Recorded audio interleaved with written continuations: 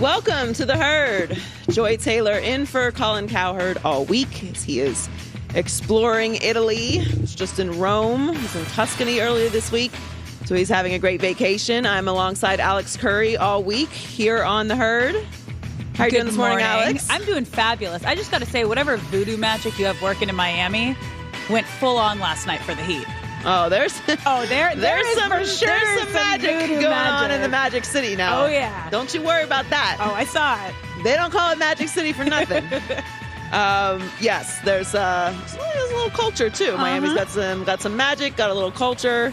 It's working out in our favor. Now, I did say yesterday, yeah, Miami Harden, it's a little different. A little different than Philly Harden. A little extra stuff going on. A lot of stuff to do. Down south. All jokes aside, it really seems to be what's happening. That was brutal. It was something. That was a lot of points that the Heat scored that the Sixers did not. And I'm not going to say that I hated watching it because generally blowouts are pretty boring, and it wasn't great for the rest of the NBA. But for Heat fans, we quite enjoy a blowout. Look, when it's your team, you're like, a blowout is really fun. Yeah, every shot is still exciting. But for everyone else, that was a rough watch. So we will get to that. We'll have Nick Wright, Melissa Rowland, Fox Sports NBA reporter, discuss all of that with both of them as well. And Jonathan Vilma will join us in studio later. And the NFL schedule release is starting to trickle out. We have a big game here, lots of big games here on Fox, but one in particular that we found out about that we will discuss. But let's start with it's not South Beach, it's downtown Miami that the Miami Heat play in. So let's start in downtown Miami, where the Heat made some work of the Sixers last night, 120-85. Obviously, I could sit here and gloat about the Heat all day, but we know that they're a good team. Well, shoot from three, saw Duncan Robinson sighting, and they play good defense. But let's not talk about the Heat right now. We can talk about James Harden, because after that win over the Heat, we all kind of maybe got a little bit excited. And it was something to be excited about. James Harden is an exciting player. He's one of the greatest offensive players in NBA history. To see a performance like that from him in Philadelphia, to feel the excitement of the Sixers fans, to see that fire in his eyes again, even, at the demise of the Heat, was fun to watch. Because you can enjoy a great basketball player having a moment. But it might just be that. Overall, that game for the Sixers was brutal last night, and we'll get to that in just a minute. But focusing on James Harden, it does appear at this point that we have a solid book on what James Harden is, which is a really talented scorer, had a 5-year stretch where he averaged 32 points a game, kind of took advantage of the rules, which I have no problem with. If you are a player whose skill leans into getting to the free throw line and getting calls, do that. The problem is you're not going to get those calls in the postseason. And that's where things shift for James Harden. I felt like James Harden, out of everyone in the postseason, had the most pressure on him. You can talk about the Nets. I didn't think the Nets had really any pressure on them. I had no expectations for the Nets in this postseason. Giannis has already proven himself. Who else really had anything to prove in this postseason? What was the team that made a big move during the season to get the star? Well, that was the Sixers. And James Harden has now forced his way out of 2 teams in the last 2 years. And it seems again that we are at a place where it doesn't really fit. Now, obviously the series is not over, so maybe all of this is premature.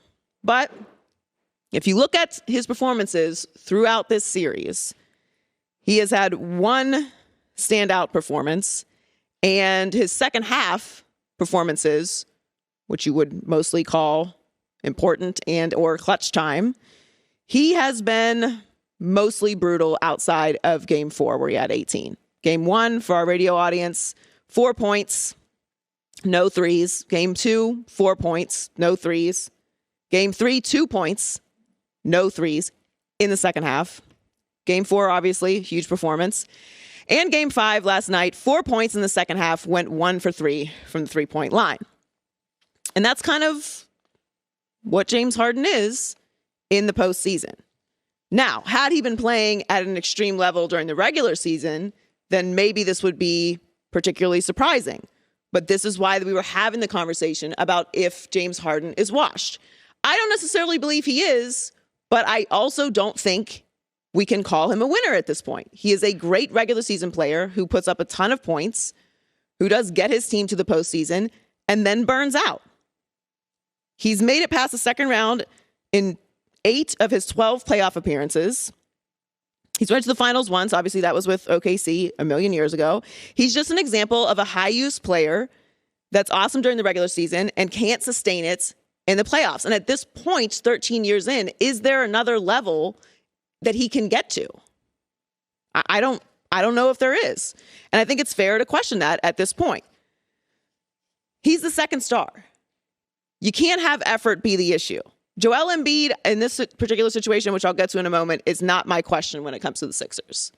If you force your way out of 2 teams, if you come into the Sixers with the expectations that James Harden should have as a superstar that he is, you should be more consistent with your performances. We have a pretty big sample size of his performances, not just with the Sixers, but in his career, in clutch time, and in the playoffs.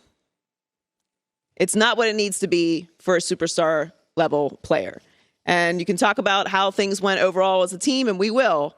But James Harden needed to be the juice last night. And not only was he not the juice, he was not good. And that is a desperate situation for the Sixers. Now, transitioning to the other side of things, Joel Embiid. Obviously, I've said over and over again, I think Joel Embiid is the MVP of the league. But last night was a brutal performance for the Sixers. Not just because they couldn't shoot, not because they were trying and things weren't falling and things just started to spiral or the Heat shot some obscene amount of threes or anything like that. There really just was no effort. There was nothing there. They were giving me nothing. And how does that happen with a great team in the playoffs, a team of professionals? You just have no energy and no effort. Well, they talked about it on TNT. Here is Charles Barkley. Joel was so distracted by his MVP stuff.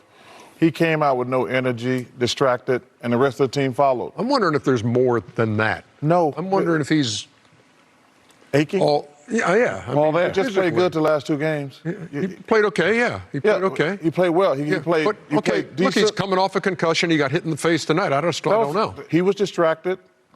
The other players, because they're going to follow him, just like they did in Philly when they won the last 2 games. And he was out. He was just out of it. And, man, I feel bad because he's a great kid. But sometimes things happen that bother you. Now, I respectfully disagree. I don't think that Joel Embiid is upset about not winning the MVP. I think he has a broken face and a torn ligament in his thumb.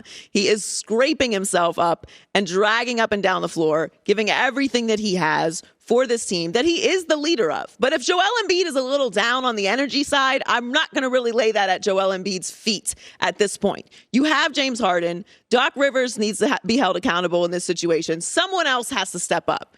I mean, Joel is giving everything he has. I don't think he's thinking about the MVP at all. How long ago was that?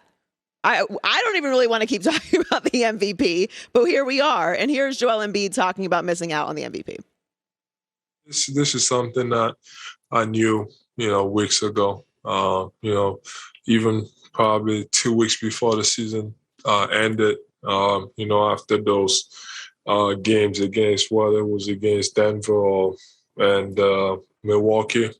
And, when he did his trouble or whatever, I just knew it wasn't going to happen. And I'm not mad. That's 2 years in a row. I put myself in that position. It didn't happen. It's almost like at this point is whatever happens. Joel Embiid is not giving low energy because of the MVP. He has a broken face. He had a light concussion and light sensitivity and couldn't get out of bed for a week. His face is broken and he got hit again. I have never had a broken face, but I imagine it is quite painful. And I get it. You're supposed to play through injuries in the playoffs, but I do think you deserve a little bit of respect when you're falling apart. You are an MVP candidate and your second biggest star, the guy who was supposed to lift the team up when you are down, is giving zero energy and not performing at the level that he is expected to. I'm not putting this on Joel Embiid. He's giving everything he can. He's not distracted because of the MVP. Who cares about an MVP right now? Where is the MVP? Not in the playoffs. That's not where he is. So why would Joel Embiid care about that? If anything, Joel Embiid would want to be playing better than he is to prove to the voters that he was actually the MVP and that they got it wrong, which I actually think that he is. They were down 0-2. They needed him. And as banged up as he is, him being on the floor banged up is better than the next option. So what happened last night, I am not putting at the feet of Joel Embiid, who I have the utmost respect for, and being out there in the condition that he is in just shows the effort that he's giving for this Sixers team. And last night was just an overall dud. Again, I don't know why you need extra motivation to get up for a playoff game, but whatever happens with that Sixers team last night, I'm not going to put it on Joel Embiid, even though he is the leader of the team. Someone else has to step up. That's what championship teams are about. People stepping up in big moments, role players, your other stars, your coach making adjustments to stop the freight train that is the Miami Heat so that you don't get blown out in a playoff game like that. So we'll see how things go the rest of this series, but I'm going to say I didn't warn you about Miami James Harden. We've got a fun rest of the show today. Joy Taylor and Alex Curry in for Colin Cowherd all week. We'll talk to Nick Wright